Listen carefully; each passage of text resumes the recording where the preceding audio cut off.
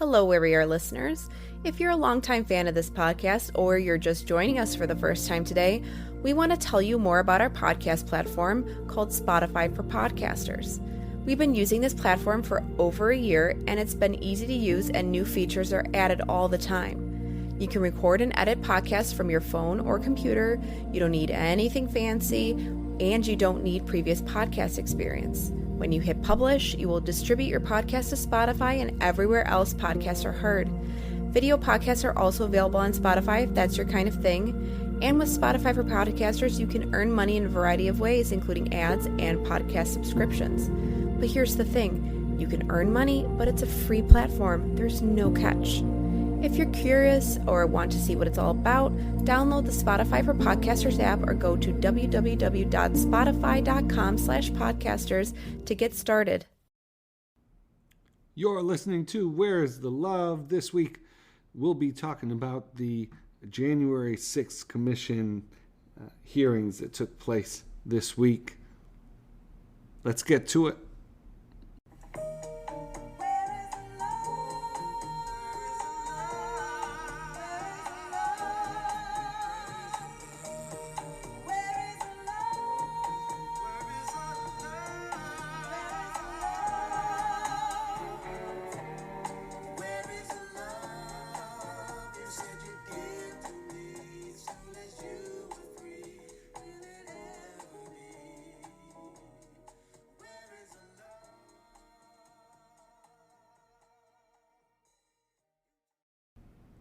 This is Where's the Love? I'm Michael Ware. I'm Melissa Ware. It's another week, another episode. It's been a crazy week though, Melissa. We Lots of highs and lots of lows. Lots of highs, lots of lows. Had a death in the family that I'll talk about a little bit later in this episode. Ilaria was baptized. Mm-hmm. You had a baby shower. There was a friend had a baby shower. You up attended. In New York City today. Yeah. Saoirse and I got to spend some really wonderful time with friends in St. Louis. We did an event hosted by, well, not Saoirse and I, although we're available for speaking engagements. Sue should be so into it. Oh man, she we did. I've completely lost my track of thought. I got to do a really wonderful event hosted by the Carver Project to celebrate and riff off of ideas in our friend Andy Crouch's new book, The Life We're Looking For, which is excellent. Was joined by John Anazu, Tish Harrison Morin. It was just wonderful to be with those folks. I told a story. So Andy Crouch in the book has this idea of the dream of impersonal power. And I was reminded of something that happened just on the flight. So, but speaking of, for the first time, I had Saoirse on flights by myself. Yep. So that was an experience. Saoirse was wonderful. She was a hit on the airplane. She loved walking down. It was Southwest, so we were like C26 or whatever. So, she's walking down the aisle. Everyone else is seated. She thinks she's sort of. So she waved and someone said, "Oh, she looks like so regal," and I said, "Yeah, she's celebrating her platinum jubilee." But no, Saoirse started doing this really weird thing with Melissa and I. I'm not sure where it comes from, but she's been. Those with toddlers will get this. Others maybe like what? Saoirse would just ask us to blow in her mouth, which is like, okay. And so you'd blow in her mouth, and she'd go, "I got power." and so we're on the flight, and she has to touch everything, of course, and she's she's poking out. She's true. like, what's this? And, Always seriously, asking questions. It's the light. What's this? Don't hit that. That'll call the stewardess. You don't need anything. Please don't touch it. What's this? This is the air conditioning. If we're warm, we could turn it on. And so she goes, Dada turned it on. I turned it on. And then she stands up in her seat and lifts her mouth up to the air conditioning so it goes into her mouth. And she goes, Dada, it's giving me power. Which is a really great, I thought, and continue to think, a really great illustration of the pursuit of impersonal power. So that's just a great serious story. I did tell another story that you've heard before. Yeah. Which is John Ortberg's Muhammad Ali story, which is a great story, and I'll tell it now, which is Muhammad Ali, who was known as, referring to himself as the greatest, was once on an airplane, and it was about to take off. He didn't have a seatbelt on. The stewardess sees him and says, sir, you need to put on your seatbelt. And he says, no, I don't. And she goes, yes. In order for the plane to take off, everyone has to have their seatbelt on. And Muhammad Ali goes, I'm Superman. I don't need no seatbelt. And the stewardess goes, Superman don't need no airplane, which is a great joke. I don't remember you ever telling me that one. It is in. We just listened to it. You must have been zoned off. It's in living in. I was listening to most of it, Michael. It's in Living in Christ's Presence. Why don't I remember that? Yeah. My mind, honestly, it's mush. I don't remember any, no memory. I'm losing my words, Michael. It's a great joke, and I'm glad you got to hear it. We listened to it earlier this week. I'm glad you got to hear it for the first time. Yeah, again. Out of your mouth. Yeah. Yeah. There's no cognition. Superman don't need no airplane. By the way, could not recommend Living in Christ's Presence enough. We had to spend a lot of time on the road this week and listen through it again for the umpteenth time. And as the kids say, it still slaps. It really does. I don't think the kids are saying that anymore. I think that's now passé. What are the kids saying? I'm not a kid. It's bussin'? It might, that might be. Maybe a little bit closer. That might even be a few months old. And honestly... Dallas Willard is bussin'. But yes, highly recommend Living in Christ's Presence. It's a wonderful audiobook especially. Yeah. Yes, the audiobook. Please do the audiobook. It'll be really helpful to hear sort of the inflection of particularly Dallas's voice as he's teaching. Okay, Melissa, we've been talking about this hearing. Full disclosure, I was not able to watch the hearing. I've read about it. It's actually public knowledge that I was not able to watch the hearing because I was doing a live event in St. Louis at the very same time. So I plan to watch, hopefully tomorrow, but haven't been able to watch the hearing yet. You were, though, and so would love for you to sort of, Melissa, tell the folks what you saw and what you think they were trying to accomplish. And I have some thoughts having read about it.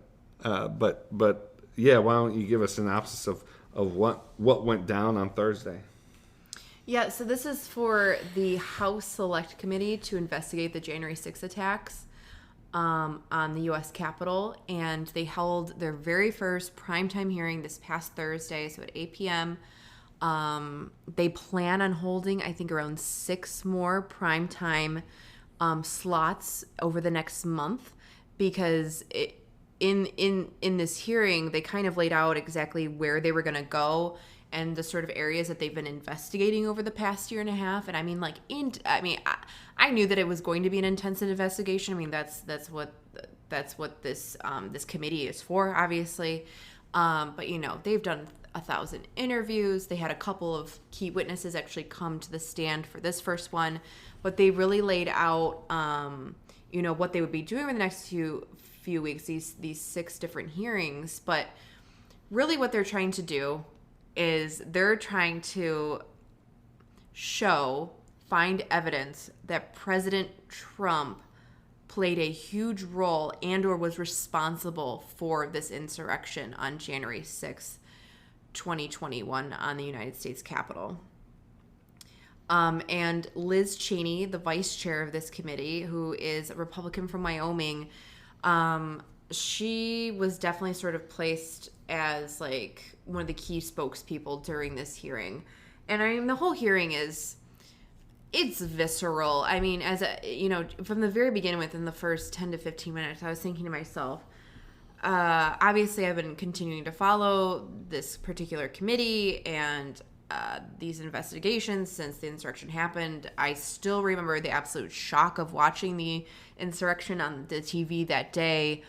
That shock hasn't left me, but also I continue to immerse myself in these things and look at, but even so, they showed some unseen footage, and really showing the Capitol Police officers really struggling and people getting through.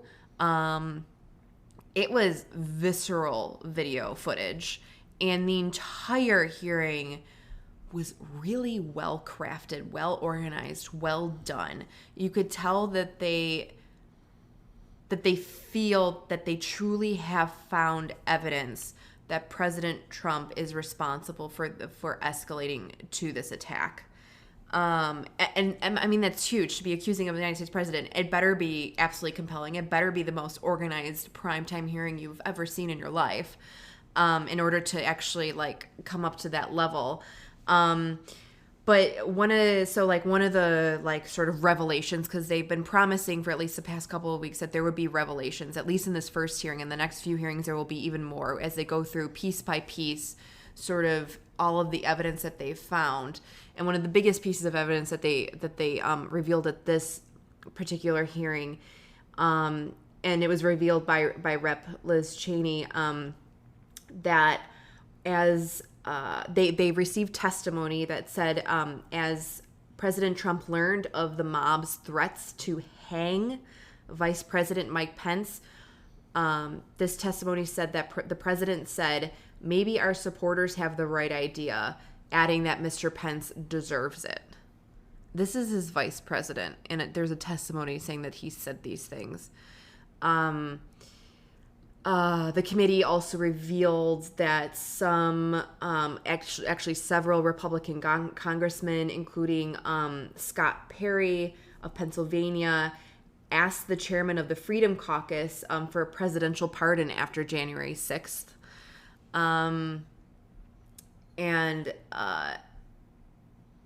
Basically, they were trying to show that the president was involved in this big conspiracy theory, all these conspiracy theories and massive efforts to spread false and fraudulent information about the election. They showed some data, some analysis about Oath Keepers and the Proud Boys, 2 different groups that were highly motivated and were at the insurrection. Remember that debate where right at the end of the debate, the president, was asked about the Proud Boys, and he essentially, and I'm very much paraphrasing here, said to, stand by. They showed through data analysis, some analytics on various platforms that sort of pledges to these groups increased 3-fold after he made that statement during that debate, that presidential debate. So, I mean, some pretty damning pieces of evidence just at this hearing already that I certainly found them compelling. And I'm just going through, the Washington Post has actually a really good article on this, on where the committee will go next. This coming Monday, the committee members will share how they think that President Trump tried to steal the election, though he knew he had lost. This coming Wednesday, the committee will detail how President Trump corruptly planned to replace top Justice Department officials with his allies. And then later on, a little bit later into this month, the committee will spend time looking at the pressure President Trump and his allies put on Vice President Mike Pence to overturn the election results of January 6th. And we all know that, Vice President Pence is on the record of saying, it was wrong. So that's where they're leading to next with all of these hearings. Watching it was compelling, extremely well done and organized. I think it was good for the American people to be reminded, just in general, that this happened, this insurrection. Because still even talking about it sometimes to myself, or even right now on the podcast summarizing this for you, I can't believe I'm summarizing something like this. And the reminder of how much happened and what the Capitol Police officers suffered, because they did have one of the very first attacked Capitol Police officers give one of the two testimonies, and she was wildly compelling about how nasty and horrific that day was and how overwhelmed they were.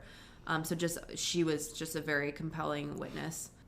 Yeah, I think Liz Cheney's testimony was exceptionally powerful. Yeah. And, if the critique is, this is a committee of, this is a partisan sort of operation, a partisan witch hunt, whatever. Mm-hmm. Having Liz Cheney sort of lay out the case is smart. It's right. She has sacrificed so much over this already, and we'll probably have more to sacrifice to come because of her convictions here. And I've just been really inspired by that. By the way, it's a pretty stark contrast to how the second impeachment was handled, when, remember, they had the option of adding a Republican to the prosecution, but they decided not to. And I commented at the time, I thought that was a missed opportunity. So this, it seems like a lesson was maybe learned, or, it suggests the fact that Democrats feel less certain of their sort of hold on political power. I think the second impeachment hearings were gearing up to be in charge of the House, the Senate, and the White House, and now I think they feel on the precipice of potentially losing at least the House. I think another fact that came out, and I think this will be covered in greater depth in future hearings, but in her testimony, in her presentation, Congresswoman Cheney mentioned Trump's cabinet members considered many options for how to deal with this, including invoking the 25th Amendment. Yeah. Mike Pompeo, Betsy DeVos,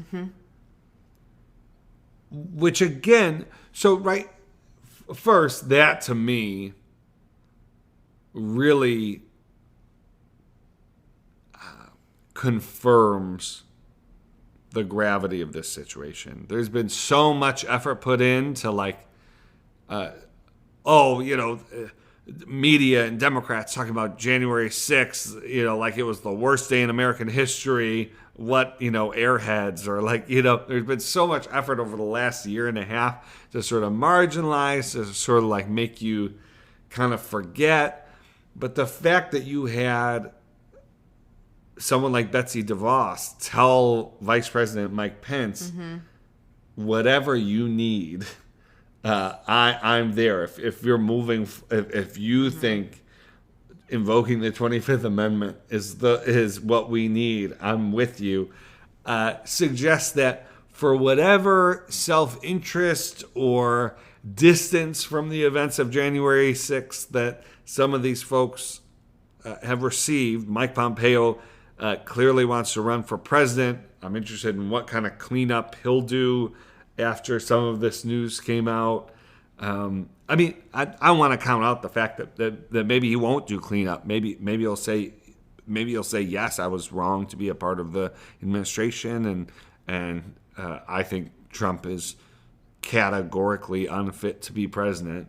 That's not the approach that Kevin McCarthy has taken to this, which is to say that McCarthy clearly saw things that way on January 6th and the days after, but sort of revised his position pretty quickly. One more kind of comment I wanted to make was, or really, Melissa, it's a question for you. Okay. Which is, I saw this, again, I haven't watched the hearings yet, so I kind of didn't know what to think, but my interest was sort of perked. There's this New York Times story in the paper on Saturday, June 11th. The headline, January 6th hearing, a news event cast as drama. A subhead, a production meant to grab attention. And, reading the story, I mean, the lead is, the first night of the congressional January 6th hearings was not an entertainment. It was deadly serious reality, offering a panorama and a terrifying close-up of a real nightmare. But I still, I was interested if sort of it felt like it was a Hollywood kind of presentation, if it was, we talk a lot on this show, and I talk a lot in my work about sort of politics as entertainment. I even thought of some of like Neil Postman's work. And so seeing this in the Times sort of raised some flags for me about whether the medium and the way that they produce the hearing is actually going to, like, yes, it could grab attention, but is it going to really result in the kinds of civic engagement that we want to see coming out of this in response from citizens? So what did you think? It's really funny that you bring this up, because I didn't know you were going to bring this up. But one of my last comments on all of this that I realized that I hadn't really gotten into yet is that, yes, the production value is high, but that's because we really haven't had a chance to ever really see something like this, at least in our lifetimes. And we're so used to a Congress that has like an 11% approval rate over the last, couple of decades, very, very low levels of approval. And with pernicious polarization, rising polarization, I think a lot of people expect Congress to just constantly just fail at everything that it does. Even if that's not actually true, it's the perception, it's the view. I would actually say that one of the reasons why I was so impressed is because it felt like watching this hearing that it was so organized and so well done that it felt like our Congress was doing the job that it has always been meant to do, where if something like this happens, they are assigned a committee like this, and the committee goes and does its job, and it does its job well, and then it goes and tells the American people. And part of me almost wants to say on points like this, and this again is my reaction to having watched it, is that sometimes the media, because our politics is so messy, that's a very cynical way to view what you saw on Thursday night. And that's okay to be constantly cynical because our politics is so cynicism inducing. But I actually, and in the end, like, the motivations behind the various members of the committee could have been like, we want high production value, we need this to be entertaining, we need this to have like Hollywood level type of slickness to it. And sure, I wouldn't put that past anyone, literally anyone on that committee. But a good part of me wants to actually believe as well that in order to get anything done with the evidence that they've been given, which is showing so far in a single hearing to be extremely serious, that they need this to be the most serious looking primetime hearing For seriousness, you need a high level of production. I'm just trying to defend a little bit of this kind of like cynical kind of take of like this is all Hollywood. Hollywoodish looking, or I think it's such a serious subject matter, and I think those committee members are viewing this as possibly the most important role they've ever played as a member of Congress. And they need it to be good, and they need it to be compelling, and they need the American people to believe the evidence that they found because of conspiracy theories, because people can write things off, because spin can be put on literally anything that's said. They need things to be locked tight, airtight. Yeah, well, I'm convinced. I mean, I'm looking forward to, I really want to see the hearing. It's one thing to read about them, but I mean, one thing is clear: a lot of thought was put into how this was going to be presented to the American people, and so I'm gonna put aside the time to watch it. I think that's the main thing we wanted to discuss on this episode. Would again, like to thank folks for listening to the Morning Five, and it's been fun doing that. It's now all on the same. It's all under Where's the Love, and so if you've subscribed to Where's the Love, you'll get the Morning Five Monday through Thursday. I did want to sort of close with kind of a personal comment, which is last week we lost my Uncle Jerry, who was Jerry Gambino, who was a lawyer, did workers' comp cases, represented unions. I was really proud of him for that. He was also an incredible man, incredible father, incredible husband, and he was a great uncle. All of the male cousins in the family, myself, my cousin Charlie, had Jerry in our wedding parties. This is just kind of the kind of guy he was. And I think like the thought I wanted to share was, so he was battling with leukemia,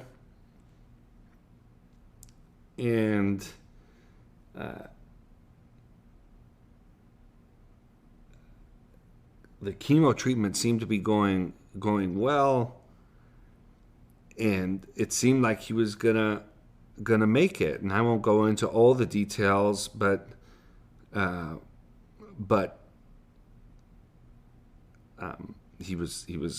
he got a bone marrow transplant. Things were really optimistic until they weren't. And I remember thinking, do I reach out to him? Do I tell him sort of everything that he meant to me? And my thought was, the prognosis is good. I think the main thing is for him to keep fighting, and basically I just didn't want to make him feel uncomfortable.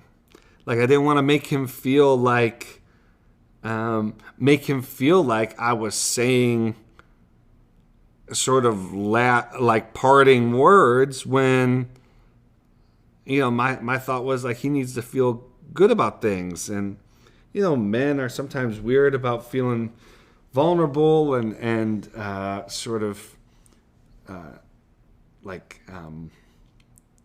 being seen in a state of weakness. So I honestly thought I'll just spare him that, and we'll have plenty of time for me to tell him everything he's meant in my life.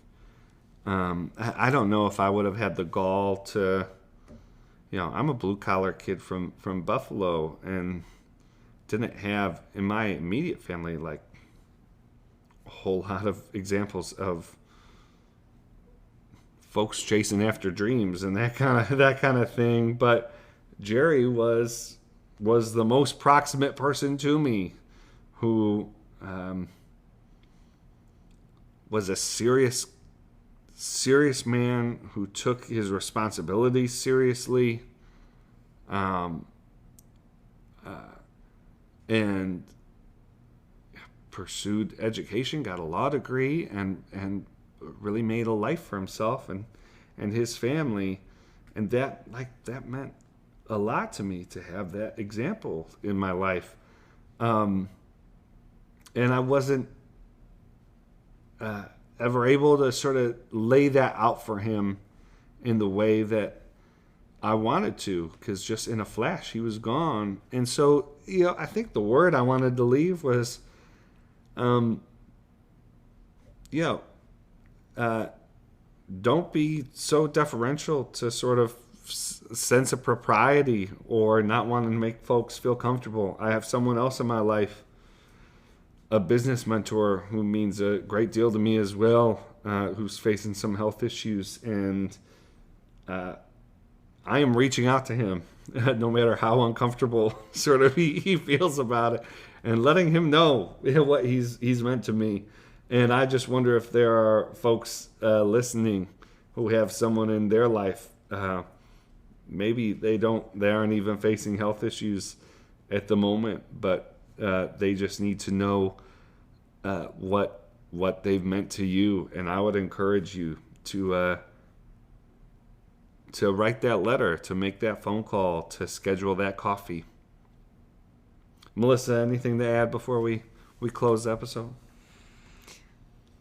No, I've been with, I'll just say this about Uncle Jerry. Michael and I have been together for 17 years. And so over that time I've came to just love him. He was as Michael said, just a wonderful man and a really great uncle. He immediately accepted me into the fold, and I'll definitely forever be grateful for that. Yeah. So, to Uncle Jerry, this has been Where is the Love? Thanks for listening. We'll see you next week. Bye.